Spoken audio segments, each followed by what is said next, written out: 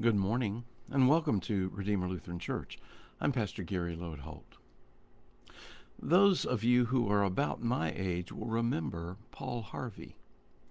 In fact, I happened to see a part of a recent episode of Jeopardy, and the clue was this radio personality was known for giving us the rest of the story. I was stunned that none of the young whippersnappers competing on the show buzzed in with the answer. They didn't know about Paul Harvey and his rest of the story broadcasts. This week we are looking at a few of the countless new beginnings that are found all over the Bible, and today I don't want to tell you the rest of the story because the story we will look at is very well known. But I do want to tell you the other side of the story that you may never have considered. We have talked before about the story Jesus told that we've come to call the prodigal son. You know how it goes, how in those times the oldest son got the lion's share of the inheritance, and any other children got a small amount. Well, in the story, a younger son asks for his inheritance early while his father is still living in order to go out with it and seek his own fortune.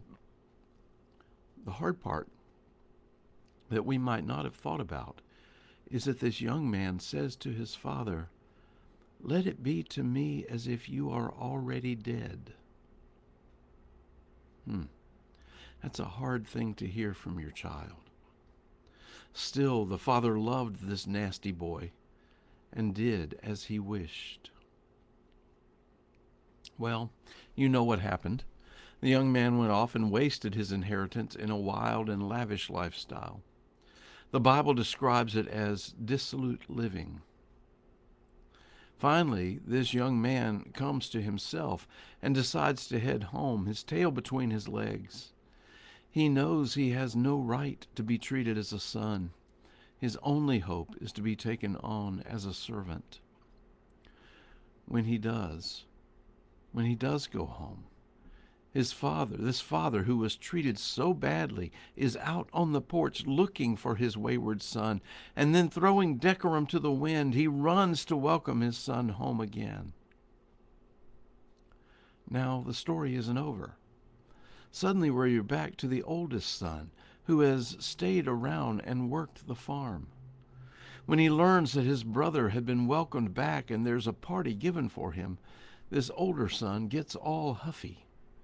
It doesn't seem fair to him. His brother messed up and is celebrated, while he, on the other hand, has been dutiful and respectful and never had anything like a party thrown for him. And the father comes and talks to this snotty, sanctimonious son and gives him everything he has. When we have talked about this parable before, I have mentioned that I have always presumed that the word prodigal meant wayward or lost, referring to the younger son. Eventually, I learned that the word prodigal means wastefully extravagant, and we use it to refer to how that younger son wasted his inheritance. However, he's not the only prodigal in this story. The older son has wasted his time being with his father and is overly focused on himself instead. And the best name for this story would be the prodigal father, who is wastefully extravagant with his love for these two nasty boys, just like God is with God's love for us. Now that's the story we know, but now I want to share the other side of the story. You see, I think we tend to consider the story of these boys to be a story of messing up and returning home, of being welcomed home. But maybe we might also consider that they are stories of new beginnings also. The younger son is not only welcomed back, he's given a new beginning, restored to his place as a son with a sense of belonging and being loved. The older son has a new beginning right there in place, with his whole future now opened up before him. This isn't just a story of coming back or of coming to our senses. It's a story of new beginnings and fresh starts.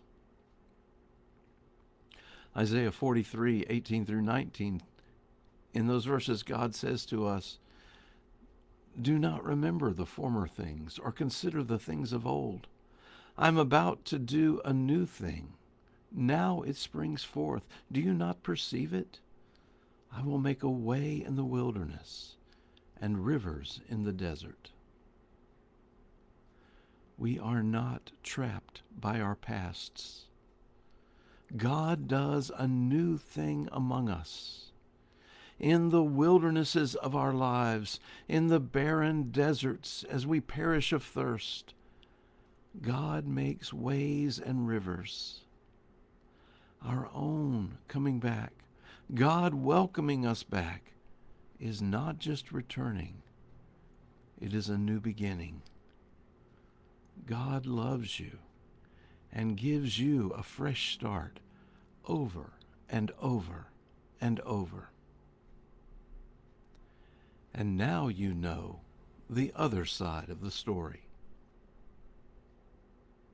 Thanks for watching, and remember to let this day belong to God.